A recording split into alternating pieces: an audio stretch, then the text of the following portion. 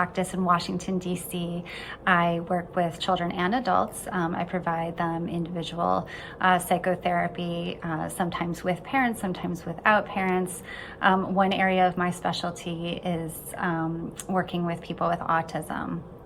And one thing that I have learned about working with everyone that I work with, especially people with autism, is helping them find a way in their minds to see the moments they take to help regulate themselves.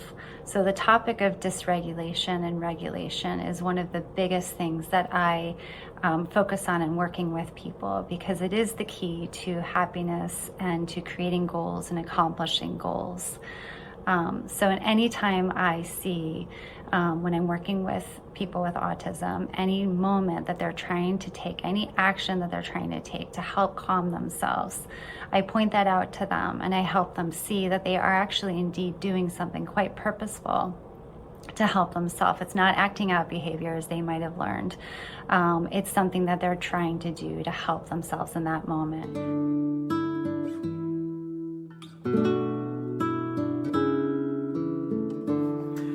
Hi, my name is Linda Forstner. I'm mother and communication partner for Bryn Forstner, and I'm going to read her statement. My name is Bryn Forstner, and I am 18 years old. I have been using a letterboard for communication and education for nearly 5 years. I am dedicated to my educational goals and fully expect to be a college graduate someday. Before I used the letterboard to communicate, I was trapped and people judged me by the body I struggled to control. It was frustrating to be seen as intellectually disabled when I was not. I hate when I have no control over my body's actions. Dysregulation is my life, and regulation would be a dream come true. So let's dig into this topic of dysregulation by learning a bit about our nervous system. We've got this amazing system in our bodies, this central nervous system. This system pretty much controls everything we do. So the central nervous system is made up of our brain and our spinal cord and all the nerves of our body. And those nerves travel from our brain to our organs and towards the surface of our skin. And that is called our peripheral nervous system.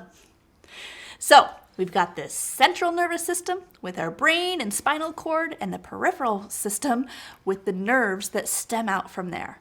So think of the brain like the control center and the spinal cord like a major highway to and from the brain. Those nerves carry messages to and from the body on that spinal cord highway so the brain can interpret them and take action. So if the stove is hot, I don't even have to think about it. I'm going to remove my hand quickly thanks to my nervous system. Or in a less stressful example, if I want to open a book to read, the message is traveling from my brain through my spinal cord to my limbs, which makes the whole process happen. These messages aren't always translated properly for our students. I know some students who will insist on turning the tap water on the hottest setting while washing their hands, and it would be unbearably hot to most people. When we turn the water temperature to a lukewarm setting, the student has a meltdown. This is a physiological example of how the messages aren't translating effectively. We also have purposeful movement examples where those messages get scrambled. I might ask my student to hold a pencil, and they throw it every single time I give them that pencil. This doesn't necessarily mean they don't want to hold the pencil or that they don't want to do the task. Remember how easy it is to make those assumptions. The student may actually have extra sensitivity in their hands. They may be excited. Throwing the pencil may have turned into a loop. We just don't know their intention. As we have discussed in our module about apraxia and dyspraxia, our students have trouble with purposeful movements because their motor cortex is not communicating effectively with their body. So remember, apraxia and dyspraxia are motor, meaning movement disorders. Someone with apraxia has trouble getting the messages from their brain to their muscles to make them move. It's important to understand that the individual's brain knows what it wants to say, but the messages get disconnected. When someone with apraxia or dyspraxia is not following directions, it does not mean they have a cognitive condition. They are capable of understanding the command and what the movement is, and they are also willing to perform it. However, someone with apraxia or dyspraxia still cannot make the movement happen. It often means that people with dyspraxia are unable to perform everyday tasks. Let's check in on how this all relates to dysregulation. Not being able to control your movements is an emotionally dysregulating experience in itself, right? I can't imagine the frustration that occurs on a daily basis from not being able to show the world who you are and not being able to do all that you want to do.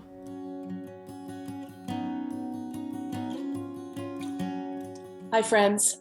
I'm Dr. Mona Delahook, and one of my favorite things to do is to talk to fellow colleagues, teachers, therapists, and parents about children's challenging behaviors.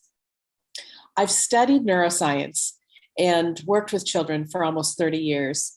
And what I've found is that our ideas about agitated and disruptive behaviors really are not in line with the current knowledge from affective and relational neuroscience, which tells us that children's behavioral challenges, especially if they are involving behaviors that we would traditionally think of as extremely challenging, agitated, fight or flight behaviors, are really stress responses. Responses that children's bodies adaptively and protectively make in response to the perceived sense of threat in their autonomic nervous system. What that really means is that we have a new lens, a paradigm shift for which we view behavioral challenges. And that shift is one in which we don't target behaviors as our treatment or goal to change, but we target relational safety, because relational safety in human beings is what calms down a nervous system. Having a supporting dance partner is important to the choreography of a routine. Challenges may manifest if the partner is always doubtful of choreography. Absolute trust is a given. Listen to me when I tell you that spelling is no different. Beginning is especially important. Articulating disbelief will damage hard-won confidence. Given the amount of time being spent together, how can it be okay for there to be trust that is less than golden? Give trust some time to integrate before doing more advanced skills like spelling together. You're working with a student, any student, you are a regulation partner. You are someone who has a role in keeping your student regulated so they can learn and grow. We've gone in depth with our understanding of regulation and dysregulation. Now that we know the huge impact sensory differences can make and how important the regulation of the nervous system is for optimal learning, the question is, how can we help our students through those dysregulating times? In this module, we will discuss some foundational regulation strategies, action steps you can take when a student is dysregulated, and ways to help keep a student regulated, preventing dysregulation. We're going to start by giving you several foundational tools that will help you best implement the more concrete actions we're going to give you today. Dysregulation comes in many forms: emotional, physiological, hormonal, environmental. The list of ways that we could be dysregulated can go on and on. Most of the regulation strategies we'll talk about today should apply to many forms of dysregulation. It's also important to note that if you study up more on Mona Delahook's work, you'll learn that we don't develop emotional regulation skills on our own. These skills can't exactly be learned without support. Asking a student to self-regulate is like expecting a teenager to drive a car without taking any driver's ed classes. We are all interconnected, which science is beginning to show. The scientific term is called neural coupling. Human connection happens without any talking. We know this happens when two adults watch a movie or read a story together. This neural synchrony starts in infancy, as researcher Elise Piazza and her co-authors recently found out in a study conducted out of the Princeton Baby Lab in 2019. And the study shows that a baby's brain syncs up with an adult's brain, literally getting on the same wavelength during play, interaction, and communication. So the adults and baby's neurons actually start firing in the same patterns during neural coupling. Our state of being impacts those around us, and vice versa. We can help our students with their regulation by working on our own regulation. When we have the awareness of our own state of being and the intention to help our students move toward greater regulation, we can do it together. When teaching self-regulation skills, we need to understand that emotional co-regulation is a prerequisite to successful self-regulation of students. We learn self-regulation skills through co-regulation experiences. And this is especially true for neurodivergent students or students who experience high anxiety. These are students who have more vulnerable nervous systems. All humans must first experience regulation through caring, attuned relationships with others. And that's where you come in.